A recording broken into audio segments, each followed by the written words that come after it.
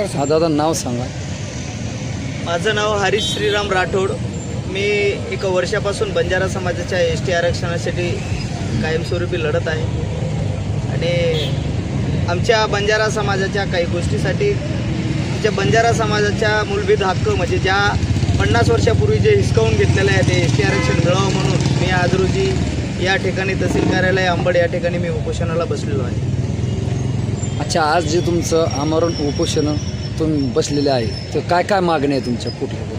बंजारा समाजाच्या मूलभूत मागणी म्हणजे ST आरक्षण आहे. हैदराबाद गॅजेटनुसार आणि CP बेरारानुसार बंजारा समाजाला ST आरक्षण मिळावं म्हणून मी या ठिकाणी एका वर्षापासून मी बंजारा समाजाच्या ST आरक्षणासाठी लढतोय. तर या महत्त्वाच्या गोष्टीकडे प्रशासन आणि सरकार हा दुर्लक्ष करत आहे म्हणून मी या ठिकाणी आमरण उपोषणासाठी बसलेलो आहे. ही किती वर्षापासून चालू आहे? ही मागणी 2005 वेळीस धरणे आंदोलन आमचे परमपूज्य रामराव बापू यांनी दिल्लीला धरणे आंदोलन केलं तेव्हापासून ही आमचं मागणीचा प्रवास चालू आहे. पण काही मध्यंतरी कालांतरामध्ये 2 वेळेस केंद्र सरकारकडे शिफारस आमच्या पोहोचलेला आहे पण महाराष्ट्र सरकार हा त्याच्यावर काही फॉलोअप घेत नाही आहे. प्रत्येक वेळेस आता आमच्या बंजारा बांधवांनी आता लाखोच्या संख्येने मोर्चा निघलेत त्याच्यावर पण त्यांचं स्पष्टीकरण नाही आहे. समिती दाखल झाली त्या समितीवर काम करण्यास कोणी तयार नाही आहे. त्यासाठी बंजारा समाजाला या सरकार हा दिशाभूल करण्याचं काम करतोय म्हणून आम्ही जनजागृती आणि बंजारा समाजाला कुठेतरी न्याय मिळावा म्हणून इथून आम्ही लढा चालू केलेला आहे. किती वेळेस निवेदन दिलं तुमच्या? आता माझं स्वतःचं आता 4थी वेळेस माझा प्रयत्न आहे आंदोलनाचा. आमच्या काही बांधवांनी उपोषण केले. प्रत्येक महाराष्ट्रामध्ये प्रत्येक जिल्ह्यामध्ये तालुक्यामध्ये लाखोच्या संख्येने मोर्चा निघले. त्या सरकार हा झोपलेला आहे पण येणारा काळ खूप कठीण राहणार आहे सरकारांसाठी आणि मी बंजारा समाजाला विनंती करतोय आता वेळ आलेली आहे. ह्या सरकारला जागा करण्यासाठी आपल्याला घरातून बाहेर पडावं लागेल तेव्हा हा सरकार कुठंतरी बंजारा समाजाला स्थान देण्यासाठी पुढे एक पाऊल पुढे येईल असं मी अपेक्षा करतो. तुम्ही ज्या वेळेस त्यांना निवेदन दिले त्यांचा रिस्पॉन्स कसा वाटला? रिस्पॉन्स 1%ही नाही. कुठल्या सरकारच्या शिष्टमंडळाने त्याची दखल घेतली नाही.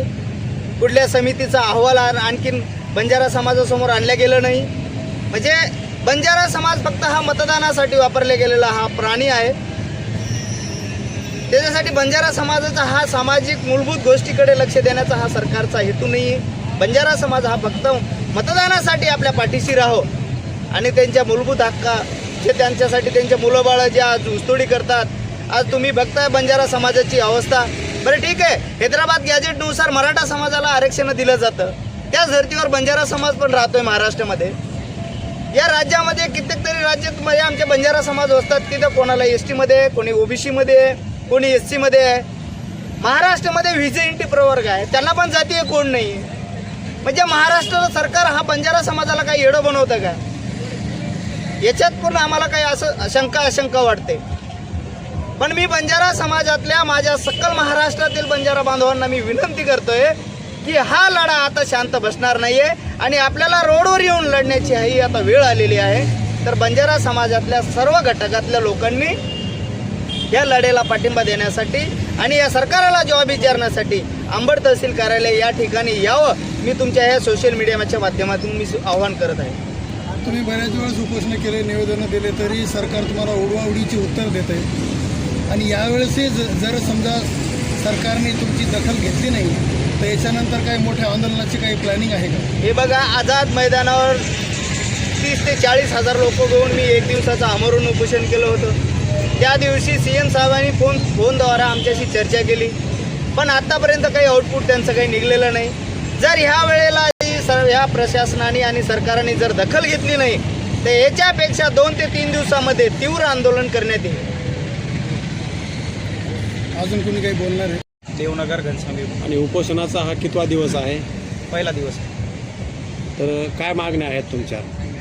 आमच्या मागण्या हेच आहे. आमचा समाज गोरगरीब आहे, जास्त खेड्यापाड्याने राहतो, डोंगरदरीत राहतो. त्यांना जवळपास कमीत कमी 90-95% हा आमचा समाज ऊसतोड कामगार आहे. त्यांचे शिक्षणापासून लेकरं वंचित राहतात. जेणेकरून शिक्षण जर घेतलं तर त्यांना पुढं काही न्याय मिळत नाही. आज आमचे हरीश भाऊ कित्येक दिवसापासून समाजासाठी लढत आहे. त्यांना सरकार कुठंतरी काही ठाम निर्णय देत नाही. त्यांच्या पाठीशी भक्कमपणे आमचा पूर्ण समाज एकजुटीनं उभा राहील अशी अपेक्षा करतो. काही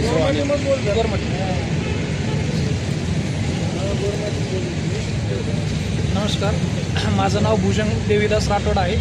मी देवनगर तांडा तालुका घनसावंगी येथून आलेलो आहे हरीश भाऊ यांना पाठिंबा देण्यासाठी. बंजारा समाज हा पहिल्यापासून आदिवासीमध्येच आहे. त्यांचं राहणपान खानपान सगळं आदिवासीच आहे. आम्ही आदिवासीचे सगळे निकष पूर्ण करूनही हा समाज आमच्याकडे वारंवार दुर्लक्ष करतो. जसे की तेलंगणा, कर्नाटका, आंध्रा ह्या साईडमध्ये आमचा बंजारा समाज हा एस टी प्रवर्गामध्ये येतो.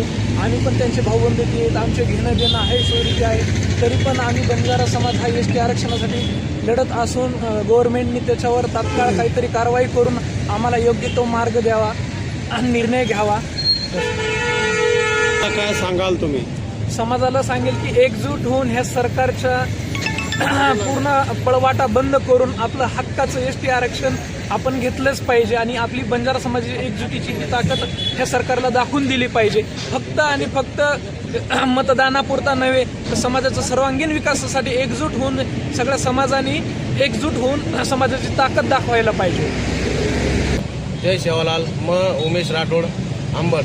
काही प्रत्येक जण हेगे આપણે હરીશ ભાऊ આપણે સારું ઝટરે છે સમાજ સારું તો માર છે ભાઈ બહેન યાડી બાપ દાદી દાદા કાકી કાકા શેની માર કळकळे विनंतीचं की हरीश भाऊन आपण शे सहकार्य करू आणि जे युवा पिढीन मार स्पेशल आव्हानचं की देखो तम बाकीर कोरी कोरेम काही चालूचं सध्या युवा रोडे पायसतानी आपण काही આપણો काही जमाळो कोणी तो वरपेक्षा युवा पिढीन आव्हानचं की तम शेन मिळून हरीश भाऊन सपोर्ट करो. हरीश भाऊ यात आवतम कोण आपण सहकार्य कोण किती तो अंग कोण काही मागताळो कोण तो आपण रोडे बुतवून लागाळ होतं. सरकारला पण माझी एक कळकळीची विनंती आहे, जोपर्यंत तुम्ही काहीतरी दखल घेत नाही तोपर्यंत आम्ही येणाऱ्या 2-3 दिवसात आम्ही सगळ्यात मोठं रास्ता रोको आंदोलन करू. नाही तर मग आम्ही दाखवून देऊ की आमचा समाज किती भारी आहे आणि काय आहे. धन्यवाद.